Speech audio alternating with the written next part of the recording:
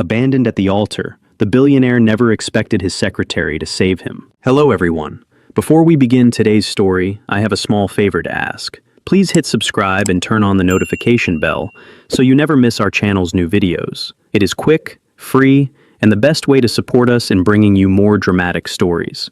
Your support means the world to us. Where are you watching from? Drop your city or country in the comments below. Thank you very much. Now, let us return to the main character. He stood at the altar alone. The cathedral was enormous, built of white stone and tall arched windows, the kind of place meant to echo joy. Instead, it echoed whispers. Rows of polished wooden pews stretched behind him, half filled with people who had dressed for celebration and arrived just in time to witness humiliation. Daniel Hart was not a man who feared silence. As the chief executive officer of a multi-billion-dollar investment firm, he faced boardrooms filled with rivals who wanted his seat, his power, and his downfall. Silence never rattled him, but this silence was different. It pressed against his chest, heavy and public. The music had stopped 5 minutes ago. The priest glanced down at his watch, then up at Daniel, offering a polite, helpless smile. Cameras from society magazines hovered at the back of the church. His mother sat stiffly in the front row, hands clasped so tightly her knuckles had turned white. A few board members exchanged looks they did not bother to hide. The bride was not coming. Daniel stared straight ahead, his posture perfect, his tailored suit flawless. From the outside, he looked composed, untouchable. Inside, his mind was racing through consequences, not heartbreak. This wedding was never about love. It was about control. 6 months earlier, his father's will had been read in a quiet law office overlooking Central Park. One sentence had changed everything. In order to retain full voting power over Hart Global, Daniel had to be married before the end of the fiscal year. Not engaged, not promised, married. His fiancée had agreed for reasons of her own: status, security, proximity to power. It was a transaction, clean and simple, or so he believed, until this moment. A phone vibrated in his pocket. Daniel did not need to look to know it was another unanswered message. He had sent 12 already, each one shorter than the last, each one more urgent. Still nothing. The murmurs grew louder. This was not just a man being left at the altar. This was a billionaire losing leverage in front of witnesses. Daniel took a slow breath. He calculated exit strategies, public statements, damage control. But there was no solution for a groom abandoned mid-ceremony, except one. His eyes shifted, almost without intention, toward the side aisle near the front. She was standing there, half hidden behind a stone column, holding a slim leather folder against her chest. Emily Carter, his executive secretary. She had been with him for 3 years. She managed his schedule down to the minute, filtered his calls, negotiated with his lawyers, and quietly prevented crises before they reached his desk. She knew every weakness in the company and never used a single one for her own gain. Right now, she was the only person in the building not watching him with pity or curiosity. She was watching him with concern. Their eyes met. In that instant, Daniel felt something unfamiliar. Not relief, not hope. Desperation. Emily took a small step forward, then stopped. Her expression said everything she did not dare say out loud. She knew what this wedding meant.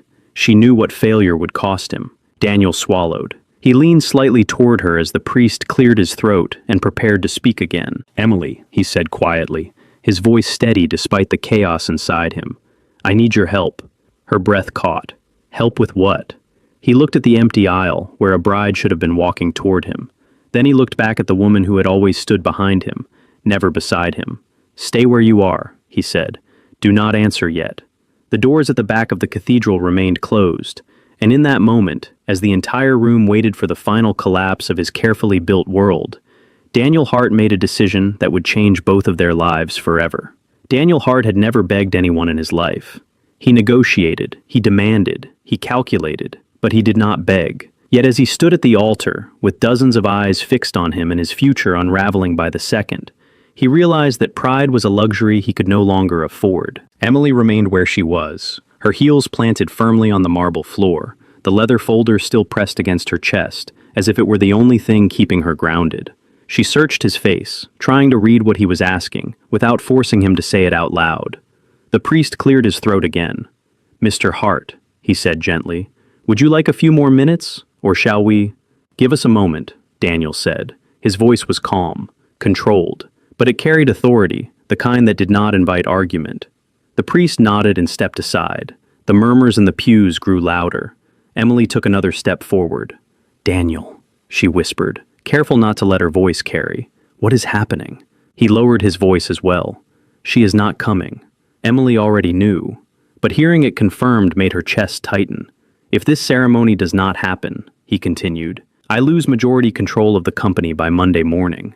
Her eyes widened slightly, then steadied. "And you need time."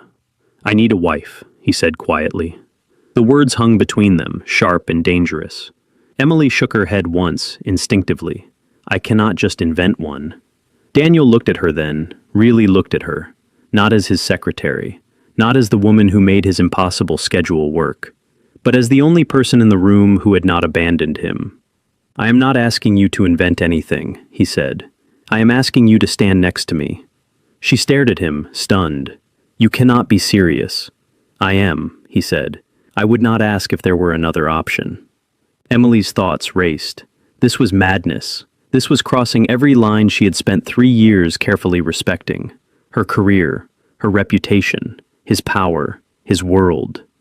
"You are asking me to walk down that aisle," she said, her voice barely steady, "and pretend to be your bride."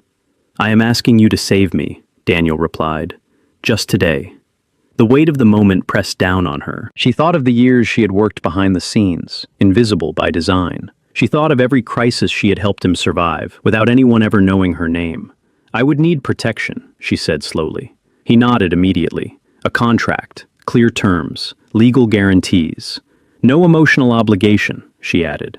"None," he said. "No interference in my career once this is over." "You will have more security than you have ever had," he replied. Emily exhaled. This was not romance. This was a transaction born of chaos. And yet, she could see something in his eyes she had never seen before. Fear. The doors at the back of the cathedral remained closed. A board member stood, whispering urgently to another. Cameras shifted, hungry for collapse. Emily looked down at her folder. Inside was the emergency schedule she had prepared in case of delays. She had always planned for everything. Everything except this. "If I do this," she said, lifting her gaze, "we walk out together, as equals, in front of everyone." Daniel did not hesitate. Agreed. She held his gaze for a long second, then nodded once. "Then you need to give me exactly 30 seconds. Emily turned and walked briskly toward the side room reserved for the bride. Gasps rippled through the cathedral as she disappeared behind the door. Daniel remained at the altar, heart pounding for the first time in years. He had bet his empire on market shifts and mergers before. None of those risks felt like this. The side door opened. The music began again, soft and hesitant. Heads turned. Conversations died mid-sentence.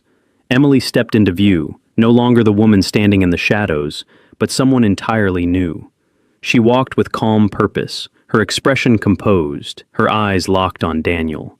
In that moment, the empty wedding was no longer empty, and Daniel Hart understood, with sudden clarity, that saving his empire might cost him something far more dangerous than control. It might cost him his heart. The applause came slowly at first, polite, confused, uncertain. Then it grew louder, filling the cathedral with a sound that felt unreal. People rose to their feet, clapping not out of joy, but out of relief that a scandal had been narrowly avoided. To them, the story was simple. The bride had been delayed. The ceremony was back on track. Only Daniel and Emily knew the truth. As she reached the altar, Daniel offered his arm. Emily took it, her fingers light but steady. Her pulse was racing, but her face remained calm. Years of standing beside powerful men had taught her how to wear composure like armor. The priest resumed the ceremony, his voice warm, his words familiar. Vows were spoken. Rings were exchanged. When Daniel slipped the ring onto Emily's finger, his hand hesitated for half a second longer than necessary. Emily noticed. So did he. When the priest pronounced them husband and wife, the applause erupted again. Cameras flashed. Smiles appeared where suspicion had been moments before. Daniel leaned closer and whispered, "Thank you." Emily did not look at him. "We will discuss this later," she replied softly. The reception passed in a blur. Emily stood at Daniel's side as guests approached with congratulations and carefully worded compliments. Board members nodded with approval. His mother embraced her, eyes damp with relief. "You saved us all today," she whispered. Emily smiled politely, though her chest felt tight. Daniel watched her navigate the room with quiet competence, answering questions, deflecting curiosity, never revealing more than necessary. She had stepped into the role flawlessly, too flawlessly. By the time the last guest left and the final camera was packed away, the exhaustion hit her all at once. Daniel dismissed the staff early and guided her into a private conference room adjacent to the cathedral. The door closed behind them, sealing off the noise and the expectations. For the first time since the ceremony began, they were alone. Emily exhaled sharply. "We need to formalize this now." Daniel nodded. "My attorney is waiting." As if on cue, the door opened, and his lawyer entered with a slim briefcase. No questions were asked. Papers were laid out across the table. The contract was thorough. Marriage in name only. Separate residences. No physical obligation. A fixed term of 12 months, with a public dissolution clause once corporate conditions were satisfied. Emily read every page carefully. "You anticipated this," she said quietly. Daniel did not deny it. "I plan for risk." She looked up at him then. "Did you plan for me?" "No," he admitted. "That is why this worked." She signed. So did he.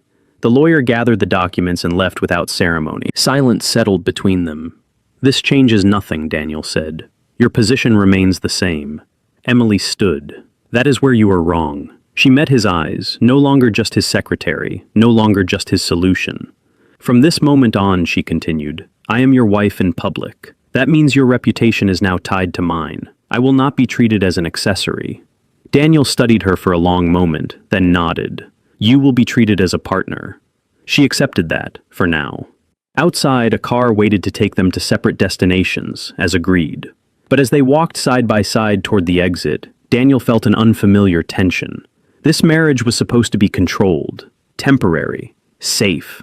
Yet the woman walking beside him was no longer invisible. And for the first time since his father's death, Daniel Hart realized he had invited something unpredictable into his carefully ordered life. Something he could not manage with contracts alone. The next morning, the world woke up married to a story it did not fully understand.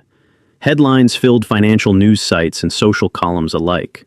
Billionaire CEO marries in private ceremony. Daniel Hart secures future of Hart Global. The photos showed carefully chosen angles. Daniel calm and composed. Emily elegant, reserved, impossible to read. Inside the penthouse apartment Daniel had arranged for her, Emily stood by the floor-to-ceiling windows, staring down at the city she had navigated for years from behind a desk. Now, every light below felt closer, louder, watching. Her phone buzzed constantly, messages from colleagues, distant relatives, people who had never known her name now eager to claim proximity. She did not answer any of them. A soft knock came at the door. Daniel entered, jacket already off, sleeves rolled neatly to his forearms. He looked exactly as he always did when preparing for a difficult meeting. "We have our first public appearance tonight," he said. Emily turned slowly. "Tonight?" "A charity gala, already scheduled. Canceling would raise questions."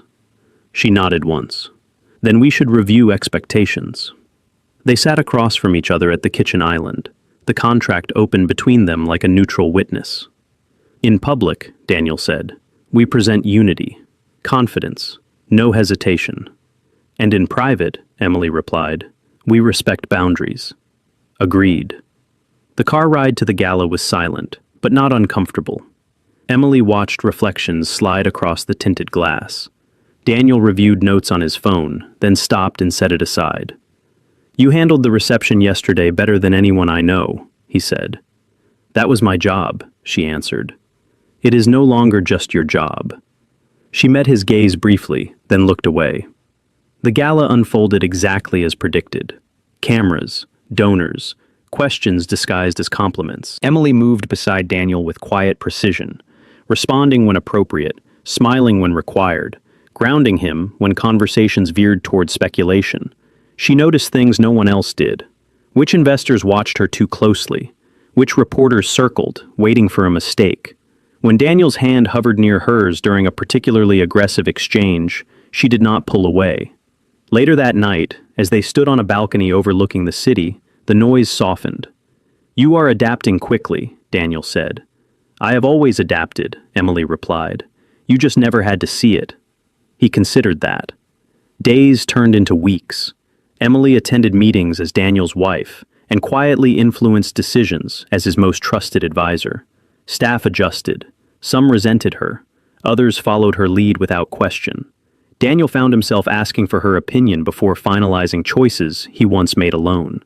One evening, after a tense board meeting, Daniel paused outside her office. You challenged me in there, he said. I challenged the idea, she corrected. Not you. A pause, then a nod.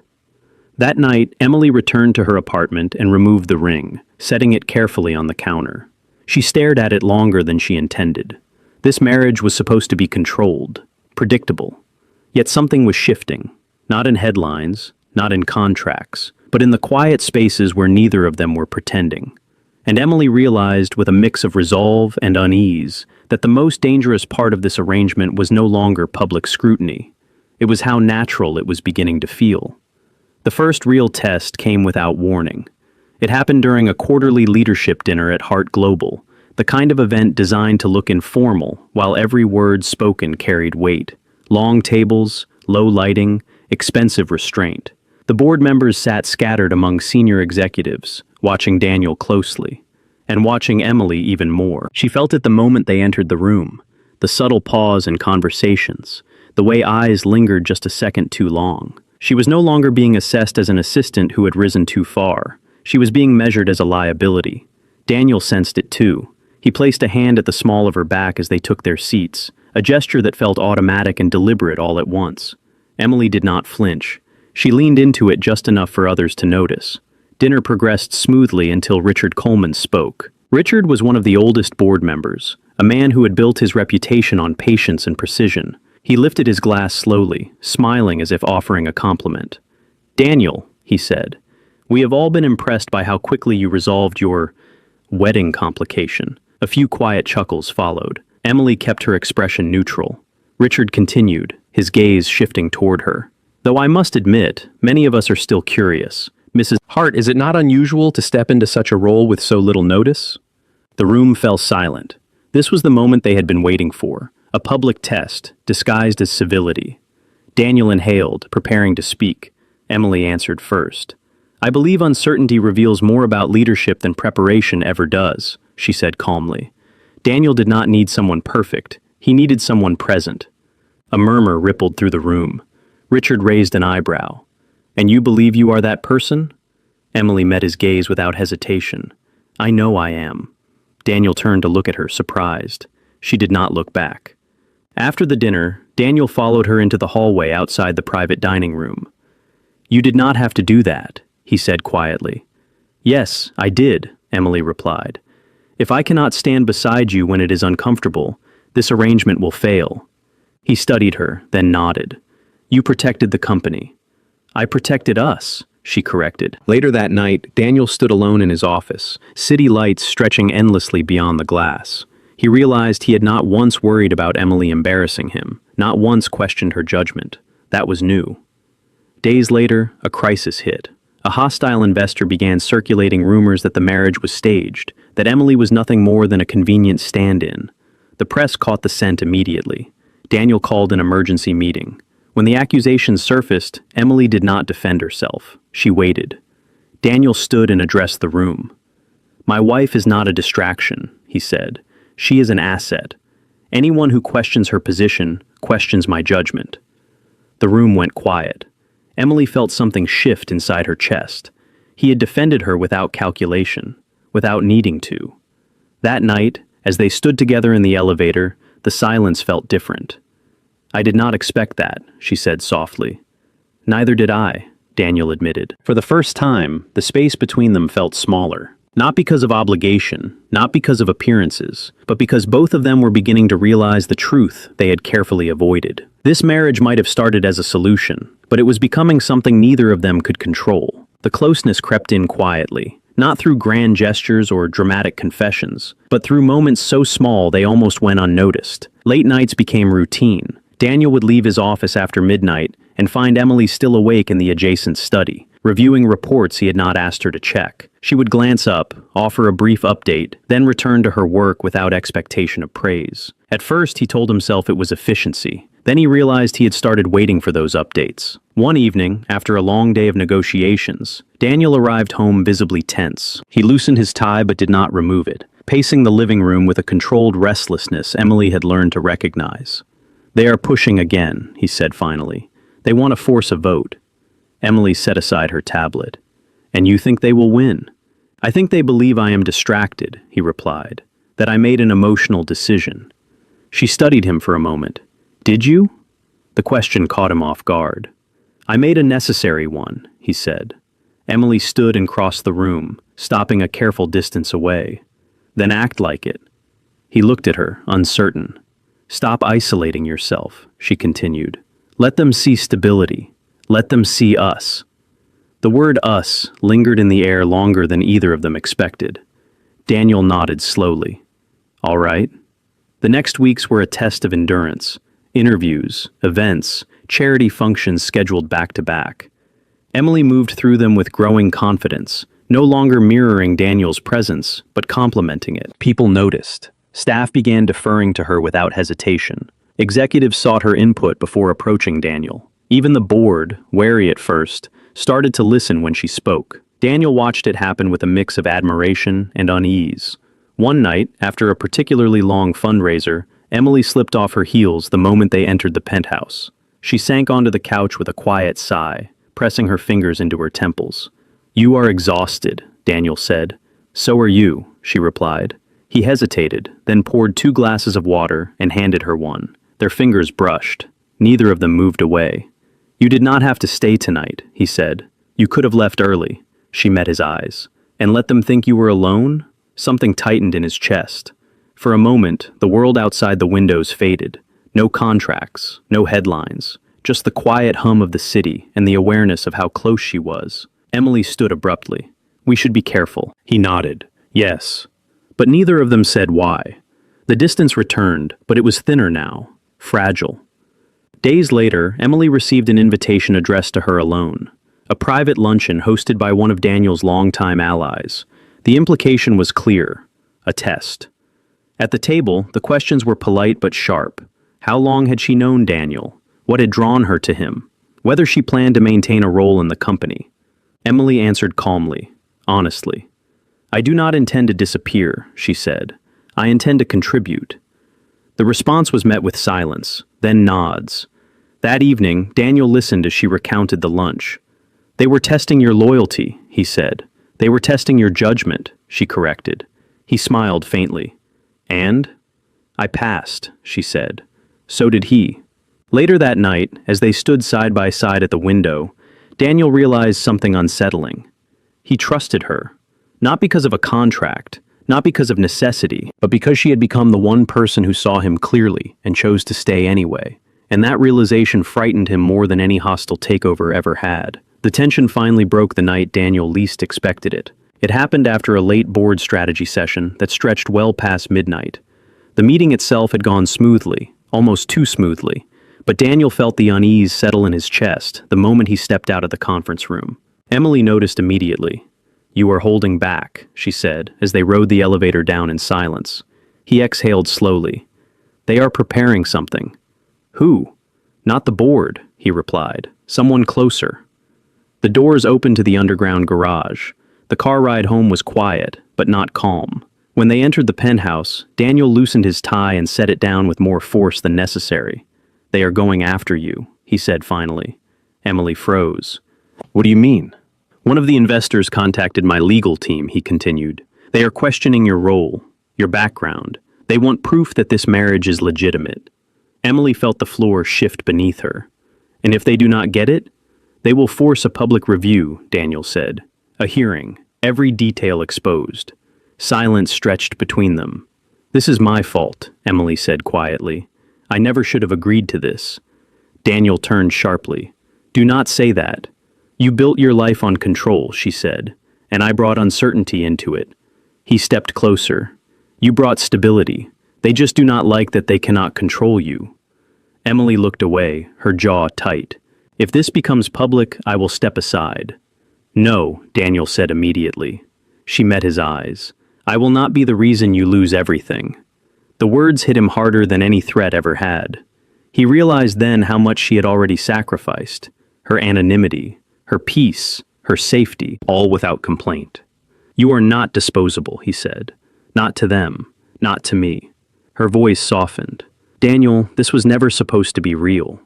I know, he replied. But the problem was, it was becoming real in ways neither of them could undo. The next morning the story broke anyway. An anonymous source leaked doubts about the marriage to the press. Headlines questioned motives. Talk shows speculated openly. Commentators reduced Emily to a convenient solution, a placeholder with ambition. Emily did not watch any of it. She packed a small bag instead. Daniel found her in the bedroom, folding clothes with careful precision. What are you doing? He asked. I am creating distance, she said. If I leave temporarily, the noise will die down. He stepped forward. You are running. I am protecting you, she corrected.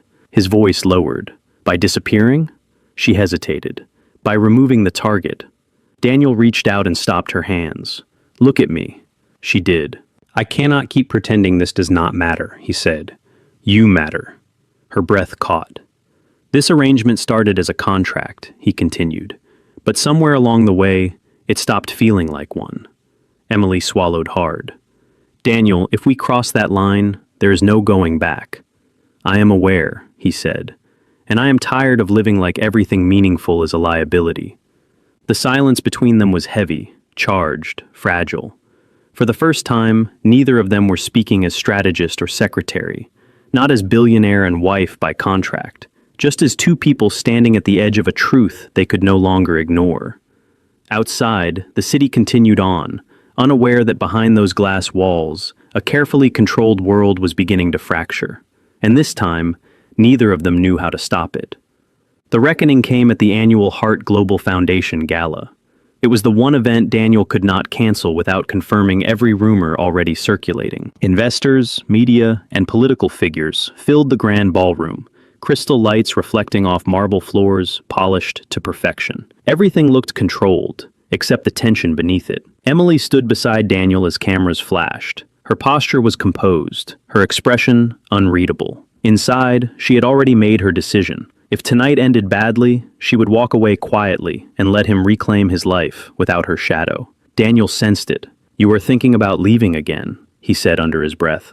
I am thinking about survival, she replied. Before he could respond, a familiar voice cut through the room. Richard Coleman stepped onto the small stage reserved for donor acknowledgments. He smiled, waiting for silence. Tonight, Richard began, we celebrate transparency, integrity, and trust, values that define leadership. Emily felt Daniel's hand tense slightly around hers. Richard continued, which is why I believe it is appropriate to address the questions many of our partners have raised.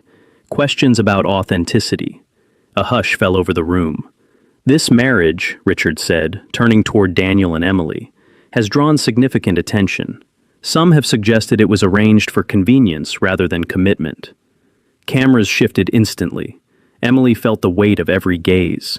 This was the moment she had prepared for. Daniel stepped forward. No, Emily said quietly, stopping him. He looked at her, startled. She released his hand and took one step ahead of him, her voice steady as it carried across the room. You are right, she said, meeting Richard's gaze. This marriage did not begin as a love story. Gasps rippled through the audience. Daniel's heart pounded. Emily. She raised a hand gently, never taking her eyes off the crowd. It began as a solution, she continued. A solution to a crisis that would have destroyed a company and countless livelihoods. I agreed to it, knowing the cost. Richard smiled thinly. So you admit it was a contract? Yes, Emily said, and that contract ends tonight. The room erupted in whispers. Daniel turned fully toward her. What are you doing? She faced him now, her expression soft but resolute. Giving you your freedom. She reached into her clutch and removed the folded contract, its edges worn from being carried too long. Slowly, deliberately, she tore it in half.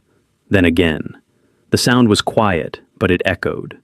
Daniel felt something inside him snap. He stepped forward, his voice calm but unmistakably final. There is no contract, he said to the room. Not because it failed, but because I am done hiding behind it. He turned to Emily. You were never a placeholder, he said. You were the one person who stayed when walking away would have been easier. He faced the audience again. If any of you believe I need a transaction to lead this company, you are welcome to test that assumption. But this woman, he said, gesturing to Emily, is here by choice, and so am I. Silence swallowed the ballroom. Richard said nothing. Emily felt her breath catch. She had planned to disappear quietly. She had not planned for this. Daniel reached for her hand again, openly this time. No more pretending, he said softly. No more protection through distance. For the first time since the wedding day, Emily did not think about consequences. She did not think about headlines or power. She simply stayed. And in that moment, the truth became undeniable. What had started as a strategy had ended as a choice, and neither of them were willing to walk away from it anymore. The fallout was quieter than anyone expected. There were no dramatic resignations, no market collapse. Hart Global stock dipped briefly, then stabilized. Investors recalculated. The board retreated into silence. Richard Coleman submitted his resignation 2 weeks later, citing personal reasons. Daniel accepted it without comment. The world moved on. For the first time in months, Daniel and Emily found themselves without an emergency to manage. No headlines to answer. No appearances to perform. Just space. They took advantage of it. Daniel insisted on stepping back from the penthouse, choosing instead a smaller townhouse he had purchased years earlier and never lived in. It felt neutral, untouched by contracts and expectations. Emily arrived with one suitcase. This is temporary, she said out of habit. Daniel smiled faintly. So was everything else. The days that followed were simple in ways neither of them were used to. Mornings without schedules mapped to the minute. Dinners without agendas. Conversations that wandered without purpose. Emily learned that Daniel drank his coffee black, not because he liked it that way, but because it reminded him of his father. Daniel learned that Emily had once turned down a scholarship to stay close to her younger sister after their mother passed away. They were not dramatic revelations, but they mattered. One evening, as they walked through a quiet park near the river, Daniel stopped abruptly. There is something I need to ask you, he said. Emily turned, her expression cautious but open. All right? When this began, he continued, I asked you to save me. Then I asked you to stay. I have not yet asked you the only thing that actually matters. He reached into his pocket and removed a small velvet box. Emily inhaled sharply. Daniel, this is not a contract, he said gently. There are no terms, no timelines, no guarantees. If you say no, nothing changes except my honesty. He opened the box, revealing a simple ring. Elegant, unassuming. Chosen with care, not strategy. I am asking you, he said, voice steady.